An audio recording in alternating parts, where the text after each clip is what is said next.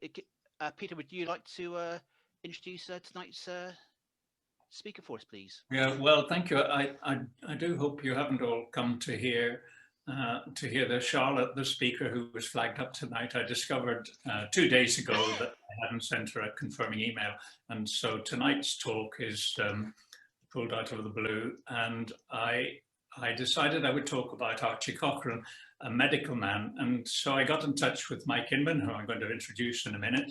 And to my astonishment, Mike said, "Oh, didn't I ever tell you about the time I met Archie Cochrane?" And then he actually quoted a bit of Archie Cochrane's obituary. So this is two people giving a talk tonight, and I'm stealing most of it, but that's because I think well, since I gave Mike so little notice. This is the talk, Archie Cochrane, 1909 to 1988, and here he is, the picture that shows him smoking a pipe. That's a misprint. It should be a cigarette because he smoked cigarettes for most of his life. But rather than I tell you about anything about Archie, I'd like to hand over now to Mike Inman, who actually met Archie. And over to you, Mike. Yes. Well, hello, everybody. In 1956, in December, I was a very young, newly qualified doctor. I'd qualified literally a week or two before. This patient called Dr. Cochrane came into the Middlesex Hospital in London as a patient of the surgeon for whom I was working. I was a humble house surgeon. That's the lowest tier. I'd been qualified for about 3 weeks, and this was the first doctor patient, if you see what I mean, who I'd ever met. And he was a charming man of about 45, 46, something like that. And he came in under the care of the surgeon for whom I was working because he had some cancerous lesions on the back of his hand. The story was he'd been a prisoner of war during the Second World War in Germany, and he'd carried out some X-ray work, broken limbs and that sort of thing, without the normal protection that radiologists, that's X-ray doctors, need for working with X-rays. He should have had big leather, lead-coated sort of gloves to protect his hands, but he hadn't. So he'd got a cancerous lesion on the back of his hand, and he got a gland up under the arm, which is, of course, is bad news. Both things were found to be cancerous, and he was given a very poor prognosis by the surgeon for whom I was working. He said, "Well, it's bad news." That was when he was 46. He was a charming man. I was a very young doctor, but I do remember him to this day. And we shall hear the rest of the story later. Peter. Thank you. Archie Cochrane. What I'd like to do before I turn to some of my slides, what I'd like to do is to briefly outline not just Archie the man, Archie Cochrane, the Scotsman living in Wales, who was related, this is why I felt able to give this talk, who was related to several of the people who are with us tonight, because his nephew married my sister. Joe Stoker's no longer with us, but one of the screens down there, Maggie and Becky. Maggie's my sister, Becky, her daughter. And if you'll stay at the end to the breakout rooms, there's a chance that you'll get one of my close relatives who may be able to contradict what I've been saying, or even add to it and tell you something about Archie Cochrane. Born in Scotland, went to a very good private school there, Uppingham, and his family was very wealthy thanks to the tweed industry in his part of the world, Galashiels. From Uppingham School, he went to King's College, Cambridge. He got a scholarship to Cambridge. He got he got a double first in his degree. This is in the 1930s. And then when he finished his degree, he went to Spain. Mike has already mentioned his experiences in the Second World War, but Archie also worked with the ambulance brigade, the ambulance unit in the International Brigade in the Spanish Civil War. His life was framed by the 20th century.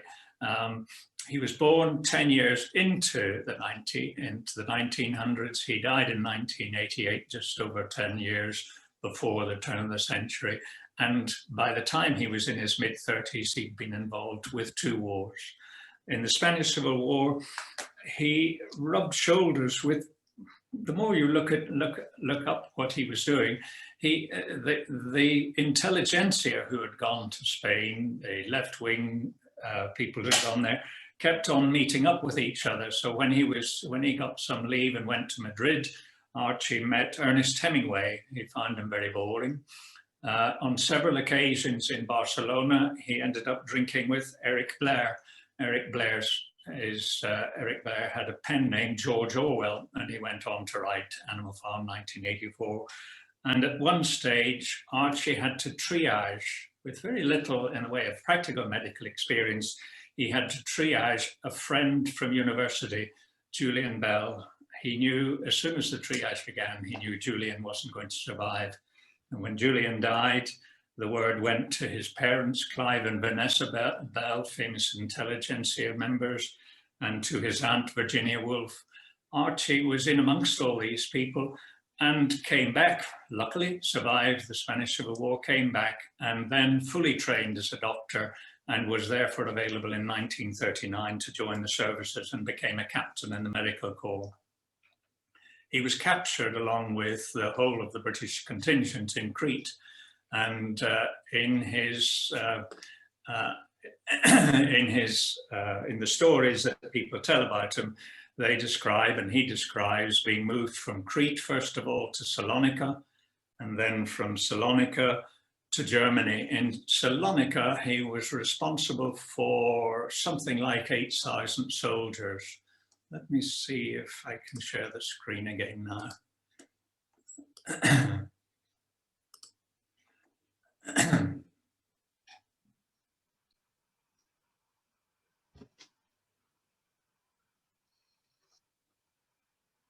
During his captivity, he managed to conduct a clinical trial with 20 of his fellow prisoners. We'll come back to his trials later. Just the fact that as a POW, he was actually carrying out medical trials.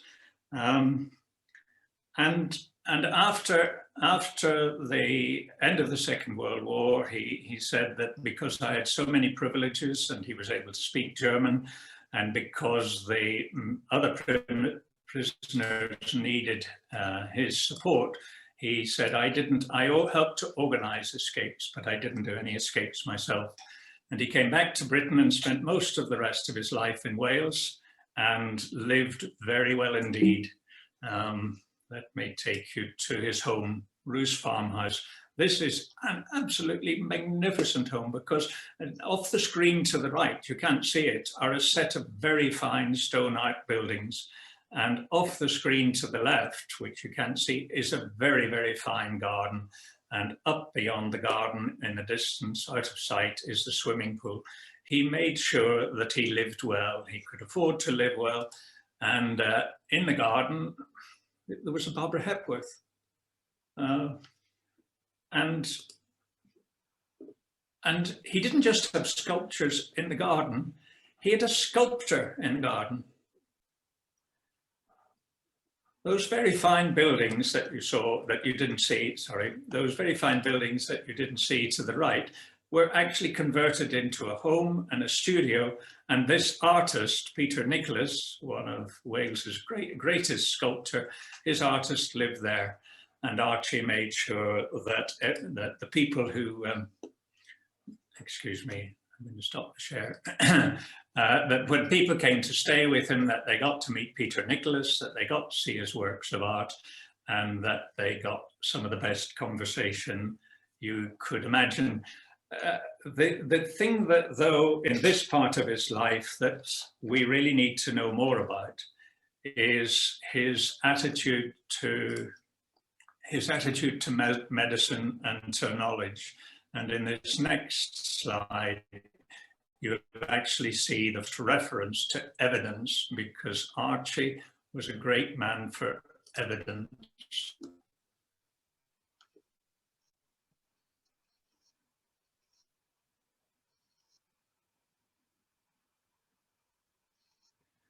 Always assume that treatment is ineffective unless there's evidence to the contrary. And at this stage, I need to hand over to Mike again, because the evidence-based medicine that Archie specialized in was called double-blind random control tests. Mike, can I hand back to you for you to explain to people? When we don't know whether something works or not, it's very important to try it out on a number of people. And of course, we live in the times when all this is done with the vaccines that some of us are beginning to receive now. And a double-blind trial is a trial where not only the recipient of the medicine, i.e. the patient, and the doctor giving the medicine to the patient, neither of them know whether this is the real medicine you were testing or a dummy, which is called a placebo. And as we all know, we've heard it many times, placebos have some effect, but a double-blind trial, you're really trying very hard to work out whether the actual stuff you're testing is having an effect or not. Therefore, the patient does not know, and the doctor giving the medicine doesn't know. And I've been involved marginally with one or two of these trials. Some things you can't double blind, because if it involves an intervention, then it does. But my wife was involved in a very large double-blind trial in Derriford on the heart protection study, which was double-blinded as to whether the statins worked or did not work. Huge amount of money having to be spent to work out whether something does work or not. And here, now I just wanted a quick plug to say one of the first trials of medicine was carried out by a Royal Naval doctor, James Lind, many years ago, when he gave seawater to some and lemon juice to others and some other sort of concoction to somebody else to find out whether scurvy was treated, how it was best treated, and whether fresh fruit juice was effective or not. So I'll stop. And that he was a chap called James Lind, who was in the Royal Navy several hundred years ago. I'll stop there. Brilliant, thank you, Mike. What I'm going to do now is I'm going to describe two of Archie's trials, two of Archie's tests. And the first one was in Salonika. I described how he was in a holding camp, this part of Greece, Thessaloniki. He was in a holding camp, 8,000 soldiers, and some of the British soldiers, not quite sure why, the British soldiers were the ones who were troubled this way, but some of the British soldiers started to develop edema, swellings in the lower limbs. Some people just ankle edema, but some in the whole of the lower limb below the knee. And a medical orderly said, "Oh, I don't think we can do anything with this. Perhaps we'll have to, maybe vitamin C." And Archie somehow or other managed to get some vitamin C. But he said to the medical orderly, "I think it's possible that yeast would be more effective." And in fact, he tracked down a small supply of yeast, and he said to the orderly, "What we'll do, if you'll allow me to do this, this is an POW camp. If you'll allow me to do this, we'll sort 20 of these men with edema into 2 huts. But we'll do it at random, and you'll have your hut with the vitamin C that you think works, and I'll have my hut with the yeast." Well, right away, there's no double blinding here at all. But he started to apply these 2 techniques, and they interviewed the soldiers, daily and to find out if there was any improvement, and they took measurements, and they found, of course, being Archie, he would be right, they found that the yeast worked and the vitamin C did nothing at all. And on that basis, he went to the senior officers. He said, I'm a doctor. And they said, doctors are superfluous here. And he said, yes, but I can fix some of the medical problems you face. Can you get hold of some yeast? And to his surprise, 3 days later, an almost unlimited supply of yeast arrived, and Archie was able to carry it. He described that my first, my worst, and my most successful clinical trial. And now I come to the clinical trial that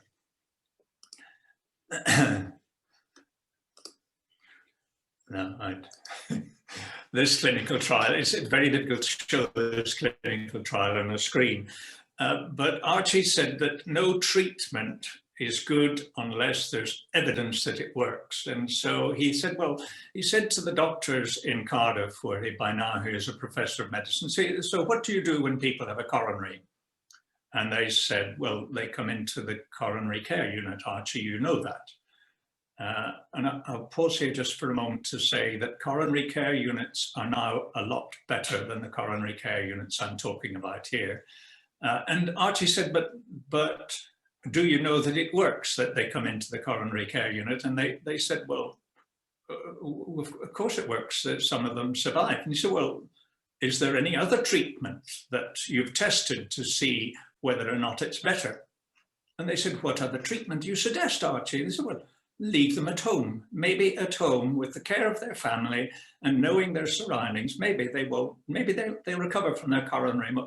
And he said, why don't you do a random control trial? Why don't we take the next 100 cases, the next 100 coronaries in Cardiff, and 50 of them will stay at home, we'll do it at random, and 50 will come into hospital. They refused. They said it was unethical, it was wrong, and there was no way they could allow it to happen. Insurance, claims against them professionally. But he managed to persuade doctors, the coronary specialists in Bristol, he managed to persuade them. He said, it's only 100, just let's do it for the next 100 people that you would have been bringing into coronary, and we'll leave half of them at home. They agreed. And when it came to the end, and now I'll show the slide, because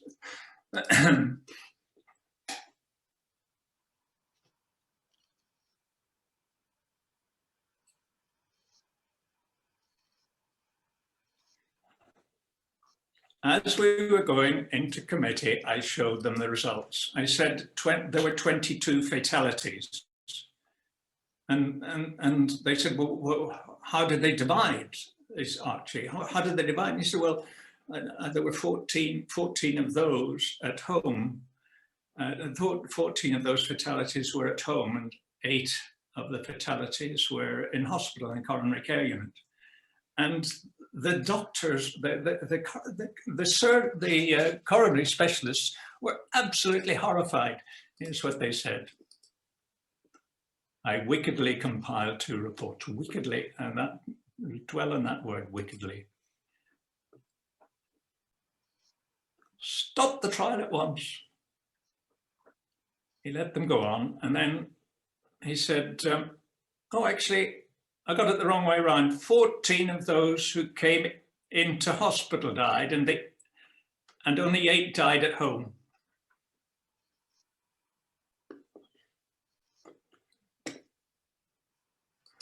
I felt rather strict, rather smug. What he was delighted with was that it wasn't statistically significant.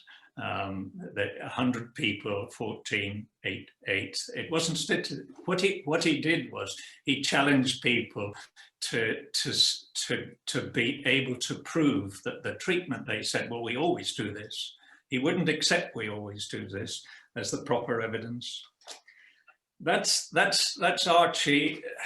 That's the main part of Archie's career. I have glossed over so many other things. The work he did in the West Valleys, the huge X-ray screening programs he did, with mobile X-ray units and getting an extraordinary percentage of people of chest X-rays, checking on the effect of pneumoconiosis, his work for the medical research unit, and his absolute determination at any point to say, have you done a proper clinical trial? Was it properly randomized? He even said to me when I stayed with him once in his wonderful house in Cardiff, he said, I've persuaded the head of the local comprehensive school to do a random control trial. I said, what in, Archie? He said, oh, I asked him, what do you do if pupils are late? And the head said, well, we put them in detention. What do you expect? And he said, well, had you thought of another treatment? Maybe, why don't you get somebody to give them a rocket? Give them a very strict telling off, but do it at random. You know, the next 50 students, 25 can be put in detention, 25 get a telling off, and afterwards see which ones come in time. And I think you can almost guess the result. They found the ticking off. First of all, there was no teacher needed to do the detention. And secondly, far fewer of them came in late after that.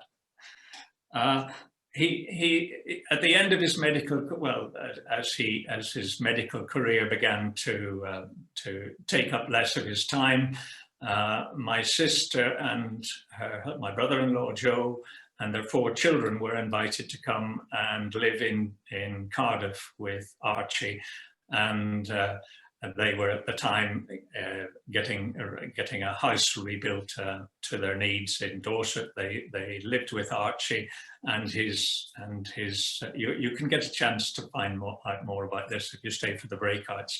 They lived with Archie, and then later on in his life, when they'd gone back to Dorset and Archie became more frail, he moved to Dorset and lived in their home. And in fact, in 1988, he died in their home. Before he died, though, he managed to write his obituary, and he submitted it to the BMJ. And after, I'm going to hand over to Mike Inman now because of the obituary. Well, he was a remarkable chap, as we've heard, and he'd worked with pneumoconiosis in the South Wales borders, and he'd done this and he'd done that, but his main claim to fame, now that he's dead, as it were, is that this remarkable Cochrane collaboration has been named after him, and it is a result of all the bringing together of lots of the research papers that have been done by numerous doctors across the world. And there is a place, and I think it's based in Oxford, where all this information is available. But just coming back to his death, the British Medical Journal, the journal of British doctors, has always invited people to write their own obituaries. And usually, if you have an obituary in the British Medical Journal, you get a limit of about 150 words, which is really a paragraph and a half. But he got a whole page, which he had written himself, and he gave a very full account of his time in the prisoner of war camps and his time. And he mentioned the admission to the Middlesex Hospital, which is when I met him, where he'd been given this devastatingly poor prognosis. But he survived from, as we've heard, from the age of 45 until about 80 something or other. And he'd written his full-page obituary, which was published in the British Medical Journal, the journal of the doctors in this country. And he ended it by saying, and he achieved all of the above without the benefit of a wife or a religious belief or a merit award. And a merit award was a little bit of extra pay. You got voted if you'd if your colleagues thought you'd done a good job. So it has often been quoted as a very remarkable self-written obituary. And there we are. It's now on the screen that he actually died of porphyria, which is a congenital illness. And there we are, was without the consolation of a wife, a religious belief, or a merit award. But he didn't do so badly, and that was true. Thank you. Half of his estate went to Oxford and allowed the Cochrane collaboration to be set up. It is the gold standard for medical research. And at this stage, because the screen's gone black and I'm just about to finish, at this stage I should stop because we've overrun the time, but I just want to talk a little bit personally about something that's happened to me this week, because I applied in November. I've had my vaccine before any of you on the screen, but there's only a 50-50 chance. Yes, George, you got yours. There's only a 50-50 chance that I've actually had one, because back in November, I applied to be part of a phase 3 medical, phase 3 random control trial of a vaccine being produced by a Dutch company called Janssen. It's a subsidiary of the American American drugs company, Johnson & Johnson. And there are 60,000 people, 600 of whom are here in Plymouth, 60,000 people taking part in it. And they are divided into two, as Mike Inman has explained, the placebo ones, 50-50 chance, and the ones actually getting the vaccine. But the reason that it's so many, it's double the normal use, is there's an ensemble 1 and ensemble 2. An ensemble 1 get 1 injection, and they're looking to see if 1 injection's enough. Ensemble 2, which is the one that I'm in, you get 2 injections. And on Tuesday, I was in Derriford for my 2nd injection, and I got a text message from my clinic saying, come in for your NHS vaccine. I don't have a chance to go into more detail on it, but in March, in just about 6 weeks' time, we actually have the research governance manager, a guy called Chris Rollinson is coming to speak to the club, and he's going to be telling us about vaccine research. There is no better week, there's no better month, no better year to be learning about rigorous scientific research in medicine. Thank you all for listening. Mike, thank you very much for being part of the conversation. Thank you, Peter, and thank you, Mike, for a very interesting talk there. I'll open the floor to questions now. With the numbers we've got, I would have to flick between 2 screens. So I've got a feeling Andy's possibly got a question first, and then Spike. So Andy, if you want to unmute yourself there. It wasn't a question, that was just a reaction of a round of applause. So, no problem at all. But thank you very much, Mike and Peter. That was really very, very interesting. Absolutely fascinating. I'm just minded by Spike Milligan's obituary on his headstone. I think it said, "I told you I was ill." So, thank you very much. That was a very good talk. That's true. Spike, did you have your hand up for a question, or was that just a... No, mine was just the clapping reaction, but I can see that Clive... I was just going to say, yeah, I was going to say, I can see Clive there. So Clive, if you'd like to ask your question. Clive's got a question. I think we should congratulate Mike for keeping him alive so long. But my serious point is that double-blind trials are all very well, but they've got to get published, and there's a tremendous bias, or has been a tremendous bias, on the part of people who produce medical journals to publish only positive results and not negative results. And so there is a bias in publication which tends to favour positive results rather than negative results. But thank you for a very interesting lecture, Peter. May I ask a question, if you can hear me? Yep, go for it, Derek. Can I ask Peter whether the 2 vaccinations he's had are of the same kind, or may one of them be a placebo and one of them not? Oh, no. Oh, no, that wouldn't work. They would have to be the same thing. And in fact, the man who's running it, the man who's going to speak to us in March, he was in the same day as I was there to get his vaccine, because as well as running the trial, he's actually taking part in it. And I was in touch with him today, hoping that he might be able to join us. And he said, it's rather disappointing. He said, I got no side effects at all. I think I'm on the placebo. And I said, yeah, me too.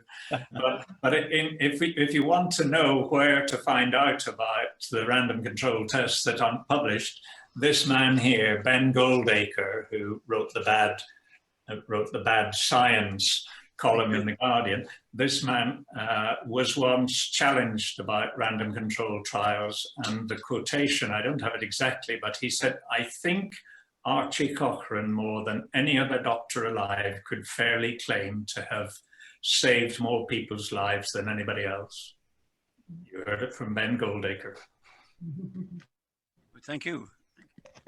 Okay, are there any other questions? I'm just looking around here a second. So let me just flick to the other screen a second. You're coming to a break. Seeing none at all. It falls on me, as it's an internal speaker tonight, to give a vote of thanks. So Peter, and soon to be a member, hopefully, of the club, Mike, thank you again for a fantastic talk tonight. From a couple of things you touched upon there, Peter, I do question whether Archie would have been a good Rotarian or not. I'm thinking 4-way test here. Is it fair to all? Is it the truth and all that sort of thing? I do question that, but indeed. But as his obituary said, he didn't do bad at all, did he? So, no.